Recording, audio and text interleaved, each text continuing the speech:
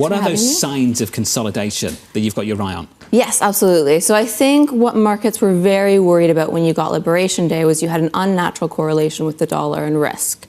I think the other part of the picture was there was this worry that tariffs would be very negative for the U.S. relative to the rest of the world because the U.S. was picking a fight with everyone would fight back. What we've seen instead is that countries have not retaliated, so that's less of a U.S. growth impact.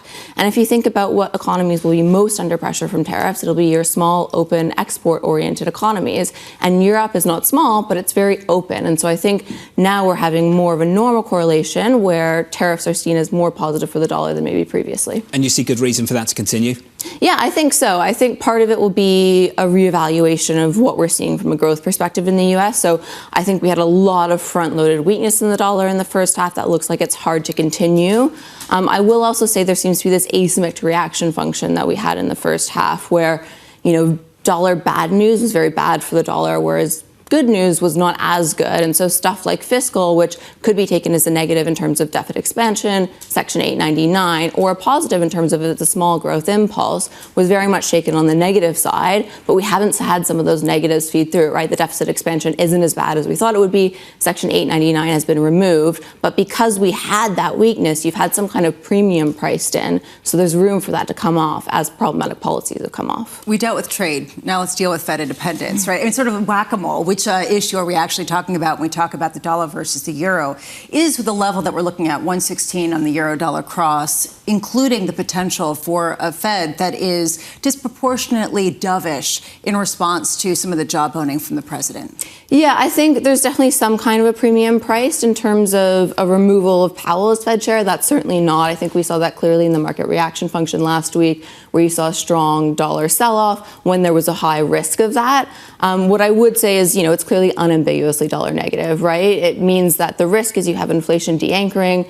Buying the dollar, buying U.S. assets is a commitment to buy something that will likely only devalue by 2% per year, which is what the Fed mandate means that you're getting from that. So it is clearly negative. I think the issue is it's hard to actually remove Powell legally, as well as there are 12 Fed governors. So the market's very aware that if Powell's removed even, which seems low likelihood, then you have 12 other or 11 other governors who might not turn that way and likely won't if the data doesn't support it. Are we close to the threshold of people getting sick of being bearish in the dollar? This idea of the consensus trade, the one consensus trade in the first half of 2025, maybe coming under some pressure? I think absolutely, and we've seen that in positioning data. So we look at both CFTC, options, and then sentiment, and that had this massive roller coaster this year where it was very bullish, then very bearish, and it's kind of neutralized now. I think part of the story, too, is that there's not a good alternative. It's not like Europe has this great growth story going behind it. If you think about the optimism that was priced in on fiscal, that's largely gone away, especially when you consider that for our 2026 growth forecast,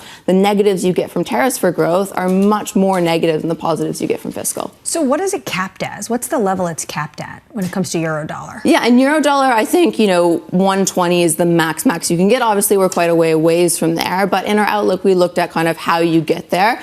And what I will say is we haven't seen flows broadly move away from the U.S. There's not been this mass exodus from U.S. equities. There's not been a mass exodus from U.S. fixed income. What you have seen is hedge ratios have adjusted.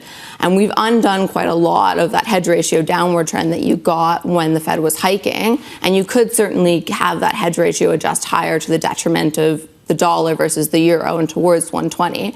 The issue is hedge costs are very correlated with hedge ratios. So if that cost stays high, if the Fed stays where they are, you need continued catalysts and reasons to pay that cost. Building on Lisa's point, though, about the question of an independent Fed and the president continuously bringing up whether or not he's going to fire Jay Powell or not, what is the long-term damage that could do to the dollar?